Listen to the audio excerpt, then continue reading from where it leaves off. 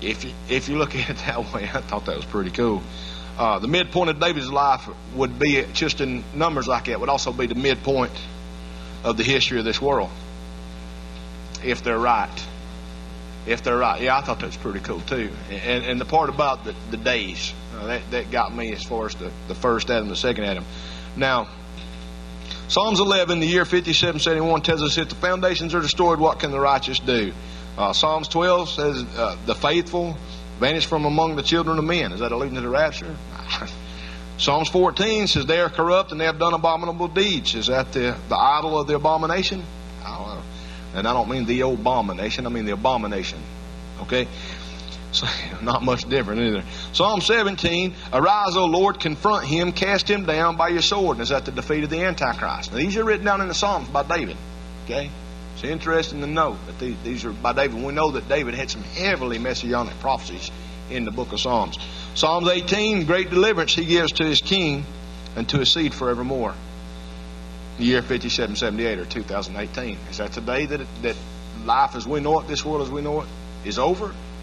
I don't know. You can't set dates. You can't be dogmatic about it. It's just patterns are set here. Okay, there's patterns that are set.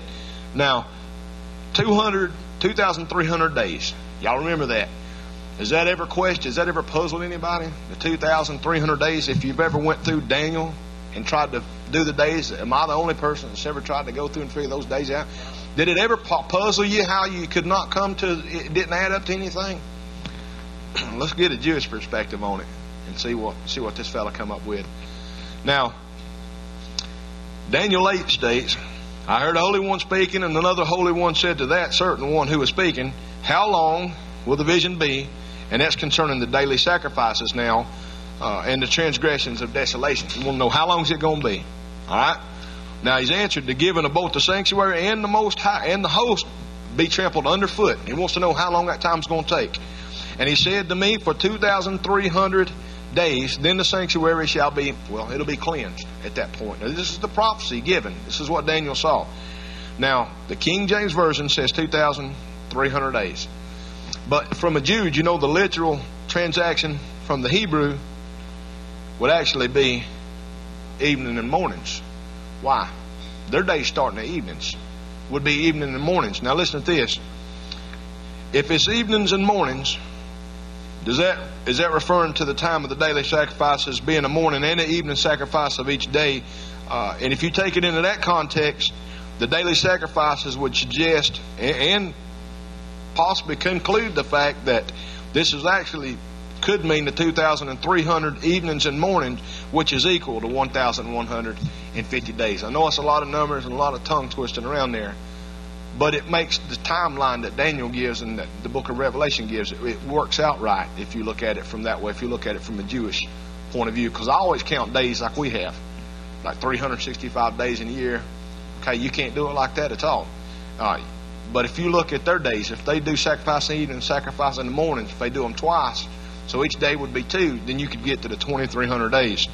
Now, it could be a huge coincidence that there's exactly 1,150 days from the 9th of Av of 2015 to the appointed wrath for Israel and Yom Kippur 2018. It could be just be a coincidence, and it may all be.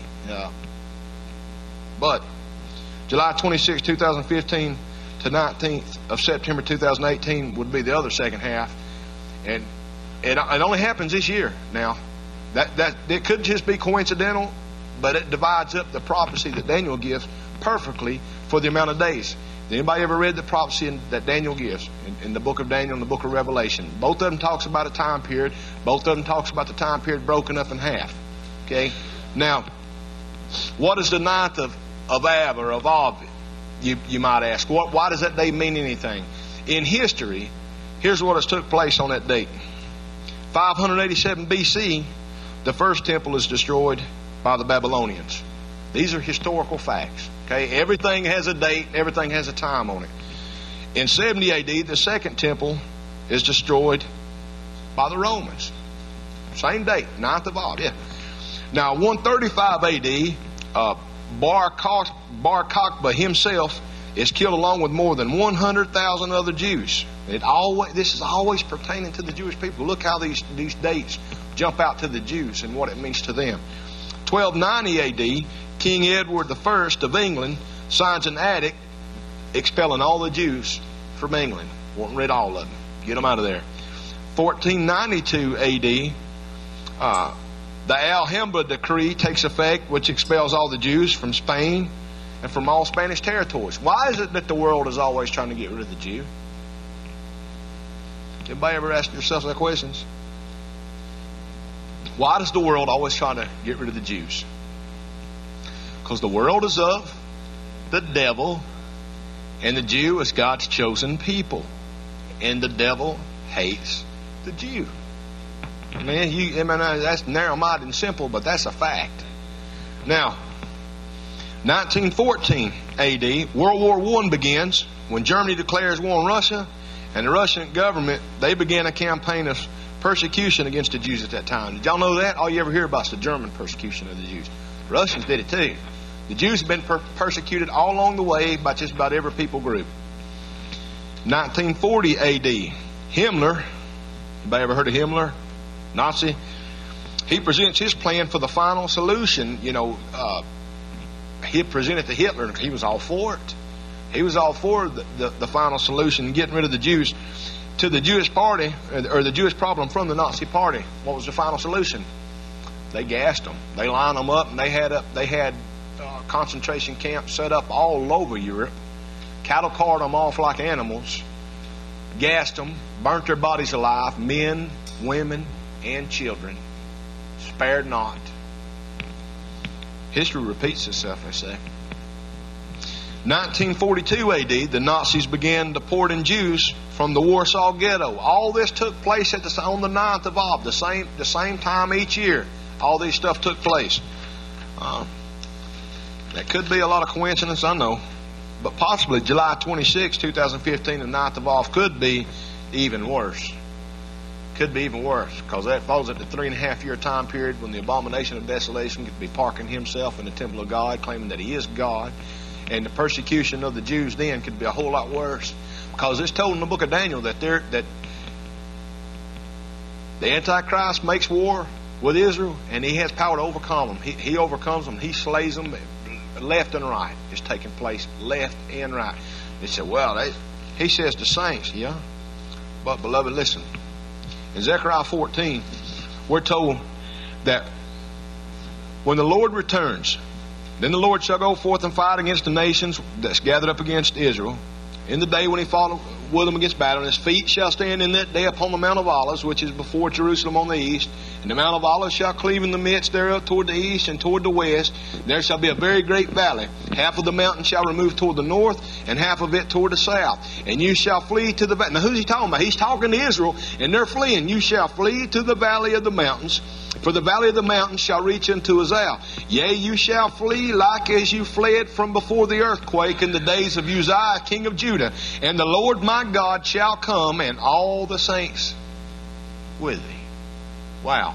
Well, here we're talking about God bringing these nations down, and he's going to fight with them here. And Christ is coming with the saints with him. So there's something taking place on earth that precedes the return of Christ with saints with him. So these two different things are going on here. Okay, people's got to understand the time of judgment. This great tribulation is not appointed for the body of Christ, right? Well, Paul didn't know what he was talking about all through the book of Thessalonians, which was the earliest New Testament writing that he did. One of the two. Do you think Paul was a hoax? Think the Bible is a hoax? What was the first thing Paul addressed? The return of Christ for his. First thing he addressed when he started writing New Testament epistles now. First thing he addressed. Now,